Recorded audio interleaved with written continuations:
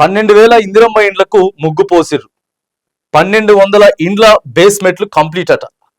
ఎక్కడ ఇది రాష్ట్ర వ్యాప్తంగా ఇందిరమ్మ ఇండ్ల నిర్మాణ పనులు వేగంగా కొనసాగుతున్నాయి. తొలి దశలో భాగంగా జనవరి 26న 71,000 మందికి ప్రభుత్వం ఇండ్ల మంజూరు పత్రాలు అందించింది. రీవెరిఫికేషన్ లో 6,000 మందిని అధికారులు అనర్హతలుగా తొలగించారట. ఊపందుకున్న ఇందిరమ్మ ఇండ్ల హౌసింగ్ స్కీమ్ ఈ వారంలోనే మొదటి విడతగా 1,00,000 జమ. డబ్బులు లేని లబ్ధిదారులకు డ్వాక్రా సంఘాల నుంచి రుణాలు. ఇక నుంచి మండలంలోని అన్ని గ్రామాల్లో ఎంపిక. ఏదైతే మండలానికి ఒక పైలట్ గ్రామం తీసుకొని ఇప్పటికే పునాదులు తీసేసుకున్నారు, వాళ్ళందరికీ కూడా లక్ష రూపాయలు ఇవ్వడంతో పాటు, సరే పైలట్ గ్రామాలు బాగానే ఉన్నాయి, మరి వాళ్ళని మంచిగానే చూసుకుంటున్నారు, అయిపోతుంది, మరి మిగతా గ్రామాల పరిస్థితి ఏంది అని చెప్పి కొంత ఆందోళనకరం వ్యక్తమైపోయింది. ఎందుకంటే వర్షాలు వచ్చే అవకాశం ఉంది కాబట్టి. సో ప్రభుత్వం ఏం చెప్తా ఉందనంటే, ఫస్ట్ ఫేజ్ లో మండలానికి ఒక గ్రామాన్ని మాత్రమే సెలెక్ట్ చేసి ఇందిరమ్మ ఇండ్లను మంజూరు చేసింది. ఇక నుంచి మండలంలోని అన్ని గ్రామాల్లో లబ్ధిదారుల ఎంపిక పూర్తి చేయాలని ఉన్నతాధికారులను కలెక్టర్లు కూడా ఆదేశించారట. మొన్నేమో దానికి సంబంధించినటువంటి మంత్రి కలెక్టర్లను ఆదేశించిండు. సో ఇప్పుడు కలెక్టర్లంతా కూడా ఆ మండలాల్లో ఉండేటటువంటి అధికారులను ఆదేశించారు కాబట్టి కొంత స్పీడప్ అవుతుంది. ఎందుకంటే లిస్ట్లో పేర్లు వచ్చేసినాయి ఆల్రెడీ.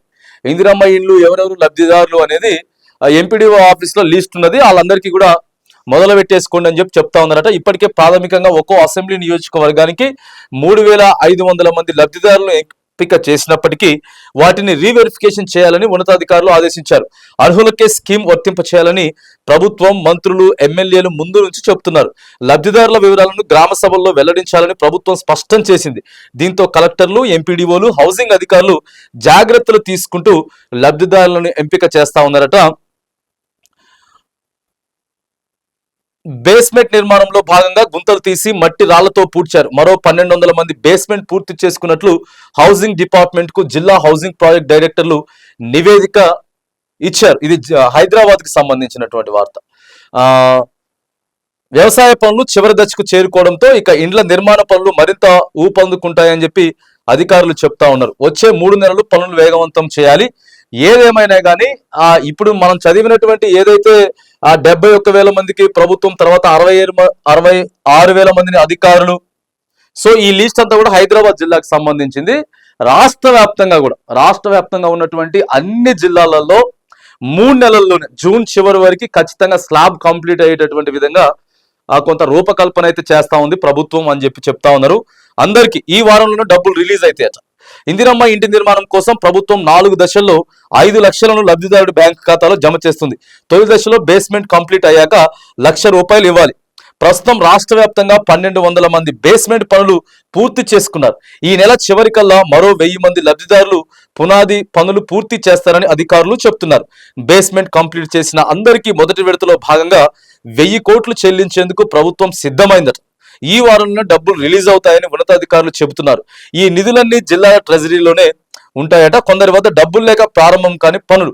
లబ్ధిదారుల్లో భూమి లేని కూలీలు, దివ్యాంగులు, వితంతువులే ఎక్కువ మంది ఉన్నారు. ఇంటి నిర్మాణ పనులు ప్రారంభించేందుకు డబ్బులు లేవని లబ్ధిదారులు పంచాయతీ కార్యదర్శుల దృష్టికి తీసుకెళ్లారు. ఇదే విషయాన్ని హౌసింగ్ డిఈ, ఏఈలు, ఎంపీడీఓలు ఆయా జిల్లాల కలెక్టర్లకు వివరించారు. లబ్ధిదారుల సమస్యను కలెక్టర్ల, హౌసింగ్ ఉన్నతాధికారుల దృష్టికి తీసుకెళ్లారు. బేస్మెంట్ పూర్తి చేయకుండానే ₹1,00,000 ఇస్తే మిగిలిన వారందరూ ఇలాగే డిమాండ్ చేస్తారని అధికారులు భావించారు. ఈ నేపథ్యంలో గ్రామాల్లో ఉన్న మహిళా సంఘాల నుంచి లబ్ధిదారులకు ₹1,00,000 అందించాలని హౌసింగ్ ఉన్నతాధికారులు స్పష్టం చేసిరట. ఈ డబ్బులతో బేస్మెంట్ పూర్తి చేసుకోవాలని, తర్వాత ప్రభుత్వం ఇచ్చే ₹1,00,000 తిరిగి మహిళా సంఘానికి చెల్లించాలని చెప్పేసి వివరించారట. కొంతమందికి ఏమో బేస్మెంట్ వేయాలంటే మామూలు పైసలు కాదు ఇవ్వాలి. ఎంత బేస్మెంట్, నువ్వు 2 గదులకు బేస్మెంట్ వేసుకోవాలన్నా కూడా ₹1,50,000 ఈజీగా అయితే, అన్ని కలిపి ₹1,50,000 దాకా అయితే. మరి కొంతమంది దగ్గర పైసలు లేవు.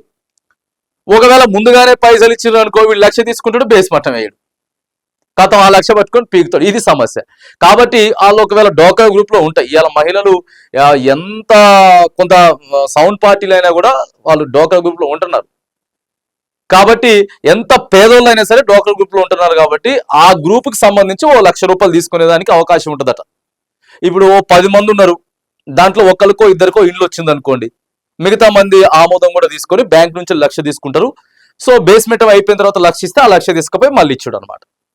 సో ఇట్లా మంచిగానే ఉంది, అధికారులు చేస్తా ఉన్నారు. ఏదేమైనా కానీ ఈ 3 నెలల్లో ప్రాసెస్ అంతా కూడా కంప్లీట్ చేసుకోవాలి. మరి ఇందిరమ్మ ఇండ్ల విషయం ఎట్లా ముందుకు పోతుందో చూడాలి. రాతలు మాత్రానికి మంచిగా రాసుకొని వచ్చారు, చూడడానికి చాలా పద్ధతిగా మంచిగా అంతా ప్రణాళికబద్ధంగా రాసుకొని వచ్చిండ్రు. మరి ఎట్లా లక్ష్య చేకూరుతుంది, దీంట్లో మరి ఎన్ని ఉంటాయి, ఏం కథ ఉంటుంది అనేది కూడా చూడాలి.